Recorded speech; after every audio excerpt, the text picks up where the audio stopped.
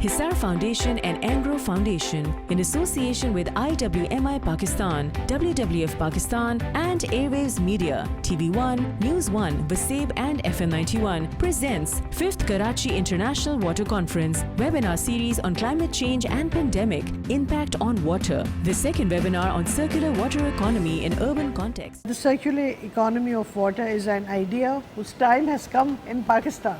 It's been happening elsewhere. Talking about very interesting webinar on circular water economy in the urban context, and particularly in Pakistan, the country which is water scarce. We have moved from abundant water to the world's water scarcity. To make the circular economy work, you have to give more attention to social acceptance, to business models, and the enabling environment. It goes far beyond technologies. The importance of water cannot be overstressed on the SDGs, not only SDG 6, but most of the SDGs require water for their achievement of the goals and the targets.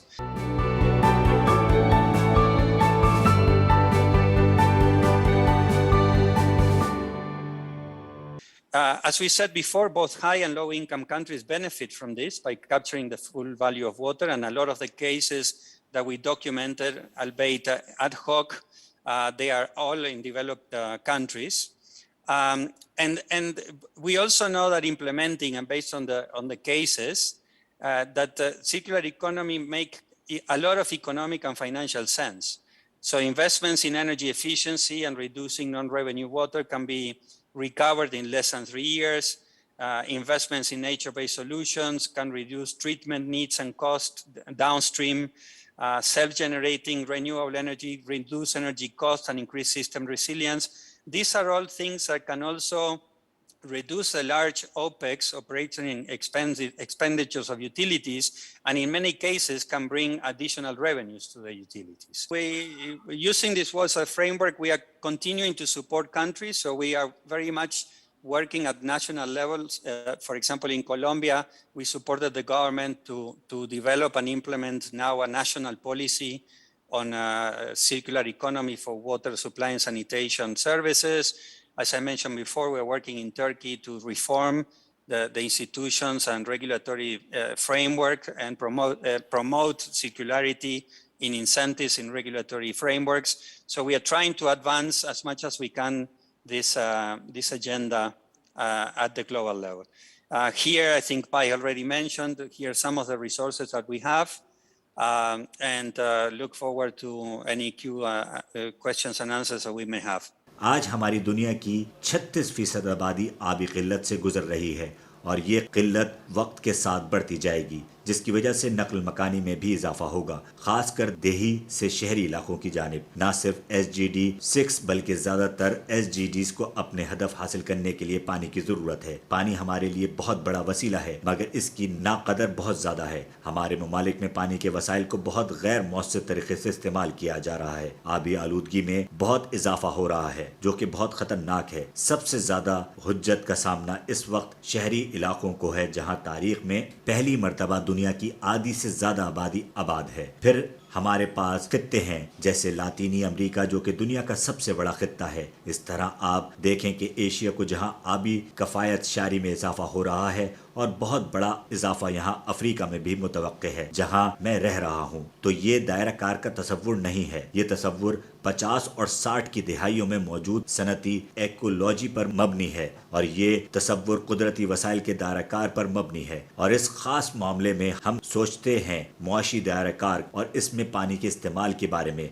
बुनियादी तौर पर पानी को कुदरती तौर पर इस्तेमाल के काबिल बनाना, हमें इससे निमटने की ज़रूरत है, जो मैं आपको पहले बता रहा था। जहां हम पानी को किसी ज़रिए से इस्तेमाल करते हैं, और चाहिए कि वो ज़मीन पानी हो या सतही, पर हम इसे काबिल इस्तेमाल बनाने में, और फिर वो हमारे घरेलू सनती और दीगर शोबे ज़िंदगी में इस्तेमाल होता है। अगर हम खुशकिस्मत हैं तो ये कहलाता है कि लकीरी निज़ाम, जो कि पिछली 2 सदियों से दुनिया में लागू है। इसकी वजह से शुरू में बहुत से फ़ायदे भी हुए, मगर ये ऐसा निज़ाम है जिसे माहौलियाती तब्दीली की वजह से दीगर खदशात का सामना है, जैसे आबादी, तब्दीली और दीगर खदशात। और ये एक ऐसा निज़ाम है جس کی وجہ سے معاشی اور ماحولیاتی سطح پر بہت بڑی قیمت چکانی پڑ رہی ہے۔ بہت سے ایسے لوگ ہیں جنہیں بہتر وسائل میسر نہیں اور وہ استعمال شدہ آلودہ پانی کو استعمال کر لیتے ہیں۔ دائرہ کار کو تصور ایک ایسا تصور ہے جہاں ہم پانی سے مکمل طور پر مستفید ہو سکیں، اور یہ اپنی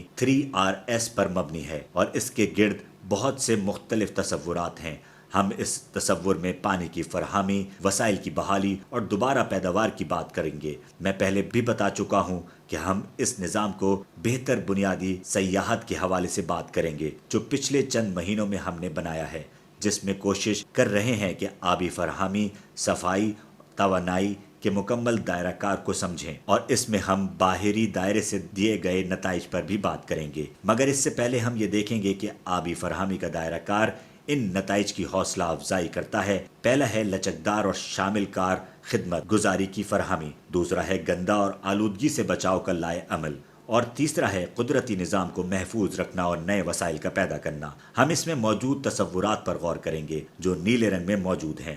ہم بات کرتے ہیں اپنے پہلے نتیجے کی، جو کہ ہم لچکدار اور شامل کار خدمت گزاری کی فراہمی۔ یہاں ہمیں ضرورت ہے ماحولیاتی غیر ماحولیاتی مسائل میں سرمایہ کاری اور منصوبہ بندی کی۔ یہاں ہم یہ کہنا چاہتے ہیں کہ شہری منصوبہ بندی یہاں کافی نہیں ہے ان مسائل کے حل کے لیے، اور ہمیں اپنا طریقہ کار بدلنے کی ضرورت ہے تاکہ ہم مستقبل میں اپنا ہدف حاصل کر سکیں۔ یہ نظام بدلنے کے لیے جو پہلی چیز ہے وہ ہے آبی فراہمی کے طریقہ کار کو الگ الگ کرنا، جس میں مختلف خطرات اور کمزوریاں شامل ہیں۔ آبی فراہمی کے وسائل کی خدمت کی حفاظت کرنا، جس میں مربوط پانی کے ذخائر میں بھی موجود ہیں۔ اس میں ہم بارش کے پانی کو محفوظ بنانے اور نالوں کے پانی کو صاف کرنے جیسے عوامل کو شریک کار لا سکتے ہیں، اور پانی کو ذخیرہ کرنے کے لیے دوسرے قدرتی طریقے اپنائے جا سکتے ہیں، نہ صرف یہ کہ ڈیم کو ہی استعمال میں لایا جائے۔ یہاں ایک اور پہلو بھی ہے جسے نظر انداز کر دیا جاتا ہے، وہ ہے کہ ہم موجودہ بنیادی ڈھانچے کو کیسے بڑھا سکتے ہیں۔ دوسرا ہے آلودگی اور ویسٹ سے بچاؤ کا طریقہ کار۔ اس سے ہمیں یہ سمجھنا ہے کہ کیسے ہم پانی کو استعمال شدہ پانی سے اپنے لیے وسائل پیدا کر سکتے ہیں، جن میں توانائی، پانی، غذا شامل ہے۔ ہمیں یہ سمجھنا ہوگا کہ استعمال شدہ پانی استعمال شدہ ہونے تک کے باوجود ایک بہت بڑا ذریعہ ہے پانی کے حصول کا، جسے ٹریٹمنٹ پلانٹ کے ذریعے استعمال کے قابل بنایا جا سکتا ہے، اور ہمیں یہ سوچنا ہوگا کہ یہ منصوبہ ڈیزائن کرنے سے پہلے ہم کن عوامل پر غور کریں۔ پھر ہم بات کر رہے ہیں ان عوامل کو بہتر بنانے کے لیے ہمیں NRW کو کم کرنے کی ضرورت ہے، کیونکہ تقریباً 40% سے 50% شہری پانی اس سے ضائع ہوتا ہے، اور یہ توانائی کا بہت بڑا حجم ہے جو کہ ضائع ہوتا ہے، اور ہمیں فراہمی اور صفائی کے نظام کو بہتر بنانے کی ضرورت ہے۔ جیسا کہ میں نے پہلے کہا کہ زیادہ اور کم آمدنی والے ممالک دونوں معاشی دائرہ کار میں مستفید ہو سکتے ہیں۔ بہت سے ایسے واقعات کئی ممالک میں ہو چکے ہیں جہاں ممالک نے اس دائرہ کار سے فائدہ اٹھایا ہے۔ معاشی دائرہ کار بہت اہمیت کا حامل ہے۔ توانائی کو مؤثر بنانے میں سرمایہ کاری سے NRW کو کم کر کے 3 سال سے بھی کم عرصے میں بحال کیا جا سکتا ہے۔ قدرتی طریقہ کار جیسے جنگلات کی بحالی پانی کی ٹریٹمنٹ کی ضرورت اور خرچے کو کم کر سکتی ہے۔ Now we'll be moving to the next speaker, who is Suhail Ali Naqvi, who is the senior manager and head of the freshwater WWF Pakistan. So I'll be just having a brief presentation with the title of the innovative ideas on the water replenishment and sustainable development. Just a brief about the WWF being the network of the international conservation organization in Pakistan. Again, we are focusing on the global priorities as well as aligning it with our national priorities. So the 6 global areas in which we are working globally as well as at the national level, and the 3 cross-cutting areas. So freshwater is one of those domains, and the earlier speakers, they already have elaborated very well the global stats, so I'll be not going into that detail.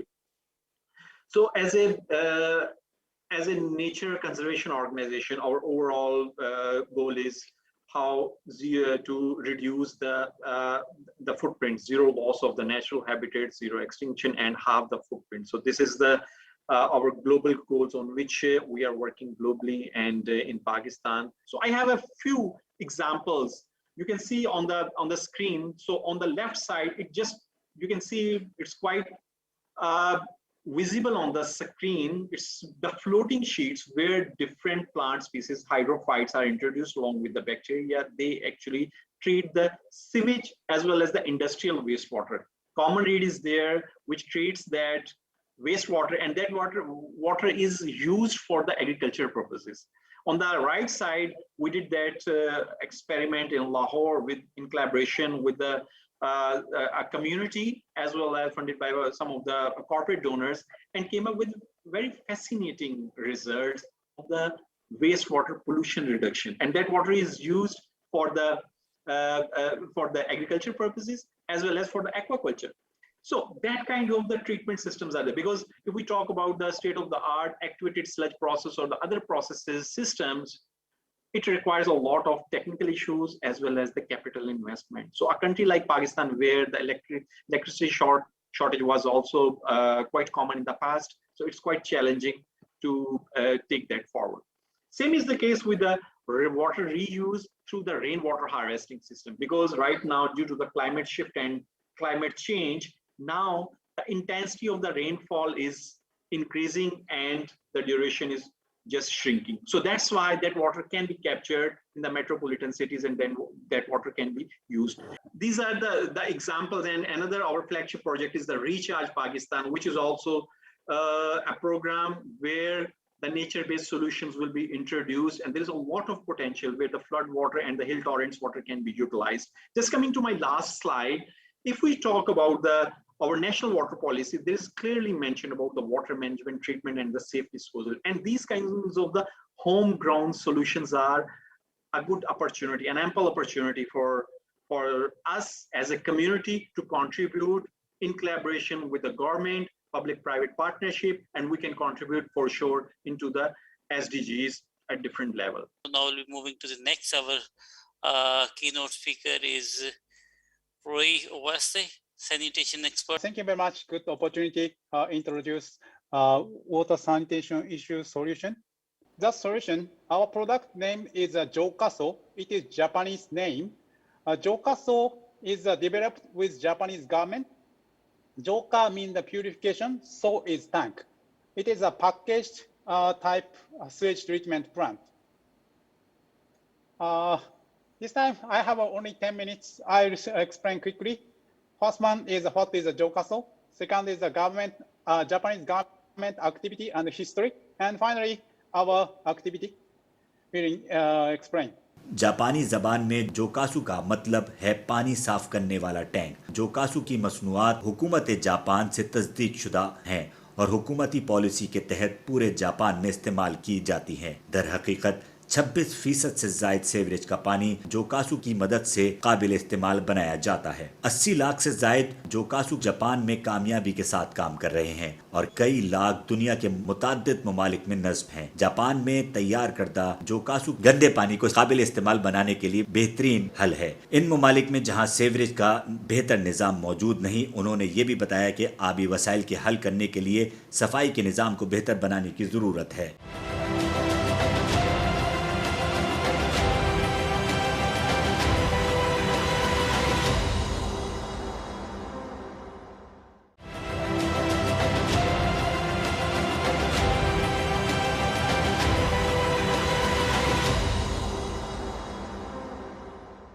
Now we are moving to the next very interesting session, which is a panel discussion. And in the panel discussion, we'll be talking about water as a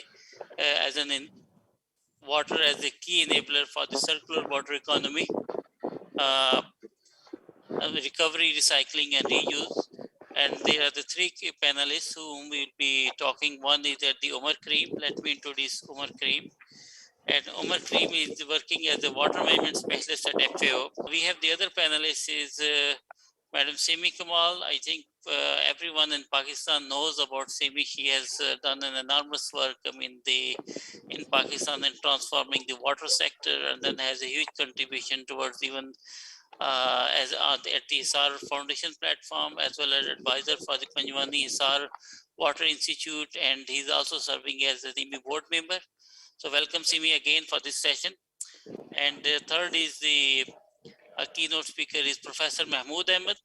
He's a professor of practice at the Water Institute, Water Informatic Institutes at the LUMS, Lahore University of Management Sciences. My first question is to Madam Simi Kamal on the national water policy. And so let me let this. Yeah. The Pakistan National Water Policy has a 33 objectives, and National Water Policy mentioned about that the wastewater reuse, but I didn't find it clearly that the priority, what will be our target, how we will be able to enhance that the wastewater reuse. Doctor Mohsin Hafeez ने programme के दूसरे हिस्से का आगाज़ speakers और नुमाइंदा अरकान के खुश आमदीद करके कहा। फ्रेश वाटर WWF पाकिस्तान ने सबसे पहले प्रेजेंटेशन दी, जिसका उन्वान था आबी ज़खायर में इजाफा और इसकी तरक्की को बरकरार रखने पर गौर किया गया। पाकिस्तान के शहरी इलाकों में पानी की तलब बहुत ज़्यादा है।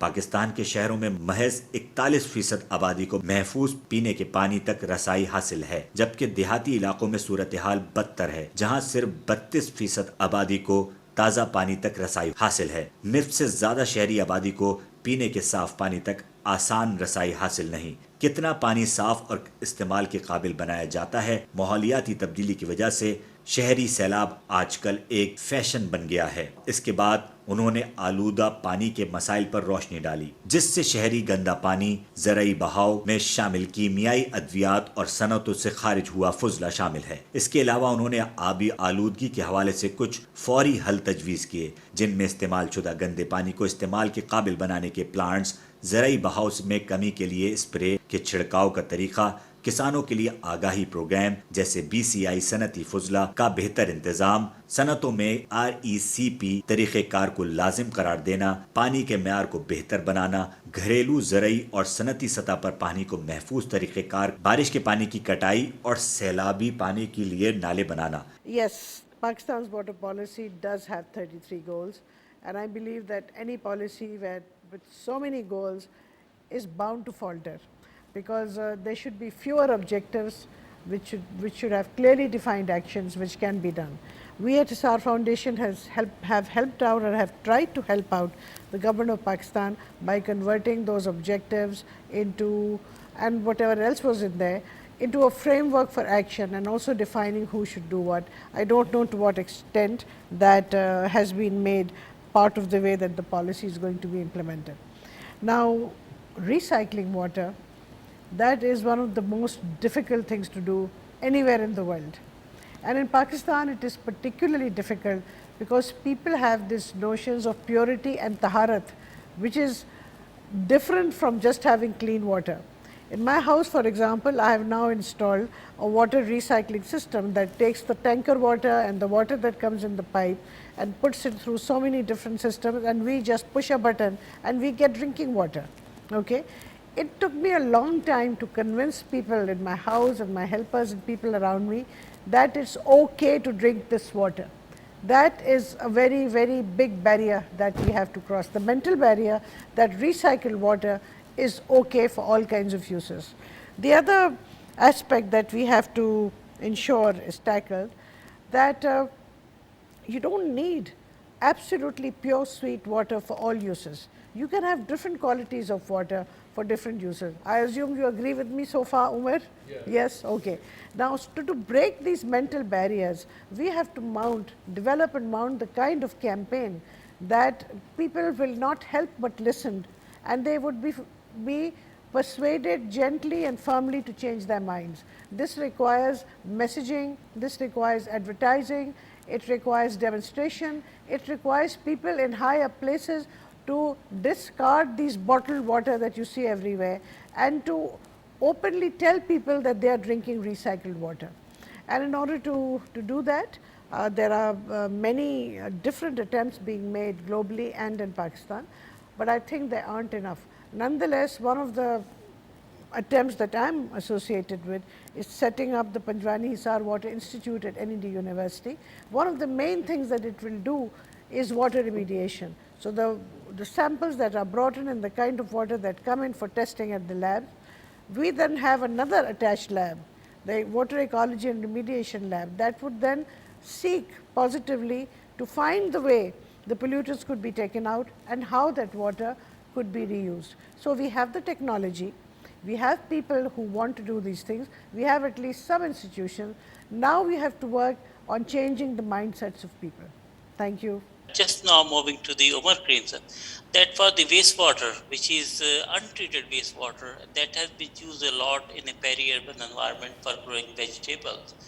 And that has all kind of the associated problems, the pathogens and everything, and we are just in a cycle of that one, where we are using the untreated wastewater for growing vegetables, and that has a huge contamination, and then that's impacting the human health, even that the vegetable which we are consuming it, and then that goes into the cycle into that one, that the animals who are drinking even for fodder, that's also that their meat is polluted. What are your thoughts on that one?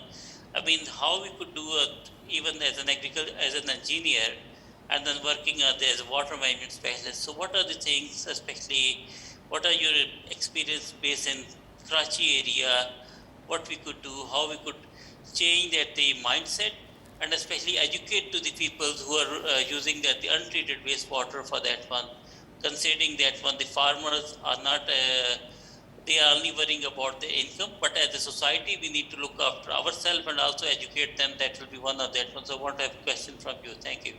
Doctor Mohsin ने presentation के इख्तिताम पर एक सवाल का जवाब देते हुए बताया कि जितने ज़्यादा आबी बुखारात हवा में जाएंगे इतने ही ज़्यादा तूफ़ान आने के खदशात बढ़ेंगे। इसलिए माहौलियाती तब्दीली और कुदरती आफात का आपस में बहुत गहरा ताल्लुक़ है। एक और सवाल का जवाब देते हुए उन्होंने कहा कि आबपाशी के निज़ाम को मौसमियाती फसल लगाकर बेहतर बनाया जा सकता है और पुरानी फसल का कुछ हिस्सा ज़रई ज़मीन पर छोड़ देने से ज़मीन न रहेगी और पानी का इस्तेमाल कम होगा। Thank you, Mohsin sahab. Your question takes me back to my village. I was a kid then, and the drainage system of my village was constructed by Public Health Department. It was 1986 or 87, I think. I still remember how they spread the net of drains and they collected all the sewerage water, and then their water was taken to a sump. A sump was constructed where it was left there to decompose for some time, and then there was different stages. And afterwards, some of the farmer used to buy that water for agriculture. Those were the good old days. I think there were impurities were not so high. Industrial waste was not mixing with the domestic waste, and it was reusable by a simple process of decomposition. But now I think things are very difficult, but not impossible. We can still do it in big cities like Karachi and area. Let me give you example of wild west of America. They are under drought conditions since last 20 years, and they are coping with it. How are they coping? They are basically treating their water and reusing it. That is how they are doing it. I have met some people, I have been there on the course, and I have met some people, some companies, and they say that we don't bring in any specialized machinery. We just built a human resource. We trained them, because this kind of treatment needs consistent quality checks at each and every level, at domestic level, at industrial level, and then procedures are defined that how they are going to treat each kind of impurity. So I dream of it. It can be a dream of it. Actually, we have to change our attitude. The report, almost everyone referred the World Bank report on circular economy. There is a word written, finite resource. So water is a finite resource. We know we are working in the field of water resources management, and everybody knows that it's a finite resource. But our attitude to behave with that water or deal with that water is like it is an infinite resource. So we are just grabbing our share of water through tankers or through any source or everything, and then we are just disposing it off and wasting it in the sea or in the freshwater resources and everything. Now that brings, thank you very much for your time. Now that brings to the Professor Mahmood. Professor Mahmood sir, you have worked extensively in the Middle East region. And could you please share what are the global practices in the recycling the wastewater, and especially for the agriculture sector? And how Pakistan could learn from these practices and adopt it for the agriculture sector? Thank you very much for inviting me in this very important meeting, and I heard very eminent speakers. Yes, I will go back to my region, and I'll start with the story that 3 years ago I went back to Morocco. There was a conference on water. That was after like 15, 20 years. So for me, the debate there was really totally changed in terms of the topics they were talking about, and they really. So one of the topic was wastewater drainage and these kind of things. Whereas in Pakistan, I mean, I think still we are really caught in this trying to see which kind of efficiency and all. I mean, it's still the same story. Now to really two big success stories in Middle East in terms of wastewater use. One is Jordan and the other is Israel.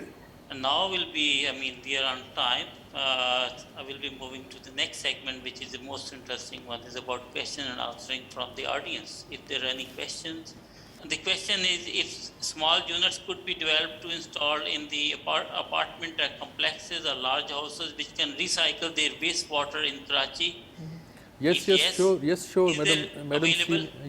Madam Simi has already explained. She has done this in her house, and it is a success story. So it can be done, and it can be done, and it is very needed thing nowadays that we need to do this. So not only the small units or equipments, but small structural changes can also help us, like separating the different kind of waste coming, toilet waste or sink waste or car wash waste, or everything can be used or for other things. इख्तिताम में सुहेल साहब ने चंद तजावीज़ दी। कौमी आबी policy के section 13 में शहरी पानी के इंतज़ाम और इसके महफूज तसव्वुर पर जोर दिया गया। इसके अलावा इसमें घरेलू और कुदरती तरीके से आबी ज़खायर में इजाफे की हौसला अफजाई की गई। उन्होंने कहा कि बारिश का पानी और आबी ज़खायर के इंतज़ाम को बेहतर बनाया जा सकता है। आबी वसाइल बेहतरी के हवाले से नुमाया कामयाबी की मिसाल हैं। हुकूमती और निजी शराकत दारी का फ़रोग़ देना चाहिए।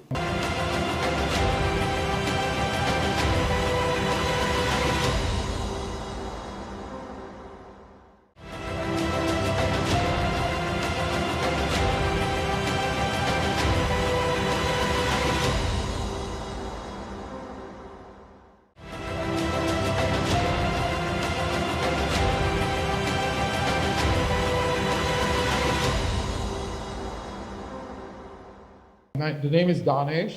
I've got a question. There was a project more than a decade ago where they were going to set up a water recycling unit at Karachi, where 3 of the main drains of Karachi were going to exit into that project, and they're going to use that water not only to clean it, but the fertilizer that will be developed from that water, the methane gas would run and in fact power half of Karachi with that one project. It was a win-win situation for Karachi. KPT was on board and KMC got wind of it. At that time there was a political government in KMC, and they said, no, this should be a KMC project and not a KPT project. KPT said, no, this is federal land. KMC said, no, this is city's land. And then this went to the courts, and I believe it's still rotting in the courts. So we are to blame. That's all. For the benefit of our international listeners and also our international speakers, I think they may be a little puzzled to hear what we are saying. Let me explain that this city of 25 million people is not run by a single mayor that has control over it. It is divided into bits and pieces. Only 1/3 is run by the Karachi Metropolitan Corporation, the local government unit, whereas there are 6 cantonments, and the rest of the city is owned and run by different federal agencies. In this circumstance, it becomes absolutely impossible to bring city-wide solutions. And what Danish Dinshaw was just saying is a reflection of that, that if you cannot even decide which agency owns the land on which certain infrastructure has to happen, then it's very troublesome. And by the way, with the way the building mafia operates in the city, some of the natural drainage into the sea has been blocked permanently now, and that is one of the reasons that we had that terrible urban flood just 2 years ago. So we need to find the political solutions alongside the social solutions, alongside the technological solutions, alongside the infrastructure solutions in order to solve the problems of this city and other cities of the world. Thank you.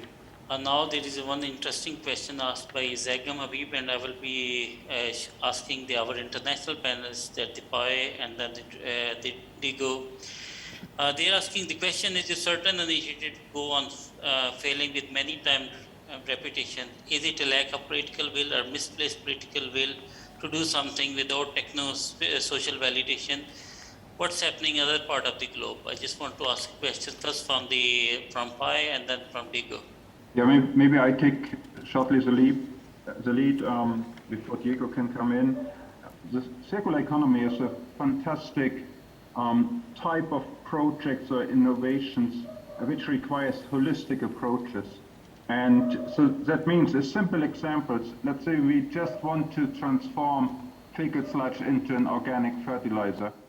And if we go for this, we have to look at the social acceptability, we have to look at the material availability over the seasons, the inflow, the material outflow, is there a market for it, is there competition for it, the right technology, the enabling environment, the safety and health regulations. And very often projects only look at the subset of these, and then there's no surprise that they might fail. Very often they come from a technical perspective and miss to look at the business side and if this is viable. And that's something what we learned, and so we can only recommend, wherever you go, apply a business approach, apply a holistic approach to really multi-criteria feasibility studies, and then you should succeed. Thank you. Oh, Simi, over to you. Thank you very much. Thank you, Mohsen. So what is it that we gained from this seminar? I think the most important learning for us is that the circular economy of water is an idea whose time has come in Pakistan. It's been happening elsewhere, and we have got to push for it. We learned from Dr. Pi Drexel that over 80% of the world's water is released into environment without treatment. That was a little surprise for me. I thought that in the developed world, perhaps it was a lot more. I don't know which could be, but this 80% did shake me up. And that 20% of cities all face day zero in this and next decade. That's frightening. I am sure that at least one or two of our cities would be in those 20%. So that's something for us to really think about. We got some interesting concepts that we could apply here in Pakistan. The intra-basin water swap, the kind of incentives we could give to cities for circulating water. The social costs of not taking water are really great, and we have not looked at the social costs greatly. And the social acceptability, business models and enabling environment are all important. Dr. Diego Juan Rodriguez talked a lot about water and circular economy in terms of resilience. So we know that 36% of the population already lives in water stressed areas, and that the shift from linear system of the last 2 centuries, we have to move from that on to supply, recover and regenerate model. And as you said, Diego, that is going to be difficult. And Umar and I have been discussing already why it is so difficult in our city and in our province and in our country. So water reuse for agriculture, for businesses, all of that needs to be taken into account. And we've also learned that treated water is 33% cheaper, and it can be of different required qualities. These are the facts and figures that we can use to sell this idea to our own government and to people who take decisions. And that, most interestingly, that success factors are government support and leadership. So we still have to develop that leadership that can promote the circular economy of water in different contexts. So collaboration between government agencies and civil society organizations to pull up that leadership. And it was a very correct fact that somebody pointed out that we should have had 1 or 2 government reps here. But we know, and Umar knows this too, it is very, very difficult to get them here. But nonetheless, I'm glad to see that some of them are there in the audience. Then Suhail Naqvi from WWF gave innovative ideas on water replenishment and sustainable development. He talked of rainwater harvesting, the Recharge Pakistan program, the nature-based solution, and most importantly, promoting public-private partnerships. And from Dr. Ryu Owase from Japan, we learned about Joksu method of technology for water and sanitation solutions. And the way to move fast is that while we've been talking, I've already been in touch with people from his group who says that there are things that they could do through the Water Institute. That is the kind of action we need, that we talk about it and we do it really fast. And to my fellow panelists, I say thank you for all the great ideas that have been generated, and we look forward to meeting all of you in the next webinar. आखिर में मोहतरमा सिमी कमाल ने कहा कि पाकिस्तान 2047 तक दुनिया की 10वीं बड़ी मईशत बनकर सामने आएगा। पाकिस्तान की तरक्की के लिए पानी के मसाइल का हल होना बेहद जरूरी है। हमें अपने आने वाली नस्ल को बेहतर निजाम देना है। तकरीब के आखिर में डॉक्टर मोहसिन ने तमाम शुरका का शुक्रिया अदा किया। Now I will hand over to my colleague Faria Okeli. What an insightful session it was. This webinar would not have been possible without the support of the following. First of all, I would like to thank our keynote speakers, Dr. Pedro Rachel and Dr. Diogo Rodriguez, for their insightful and very provocative presentations. Thank you to Dr. Mohsen Hafiz for moderating this session so seamlessly. I would also thank all the esteemed speakers who have shared their expertise and knowledge with us. I would like to thank our lead sponsor, Angro Foundation, and IMI Pakistan, Hands Pakistan, and WWF Pakistan for sponsoring this webinar series. A big thank you to our technical partners, Panjwani Hisar Water Institute and NED University. And I would also thank to Seema Tahir Khan for this media support, the Airwaves Media Group, which includes TV1, NewsOne, FM 91 and WhatsApp TV, for the coverage of our webinar through their radio, social media and TV channels. Thank you to Simi Kamal for the constant guidance, support and this webinar series.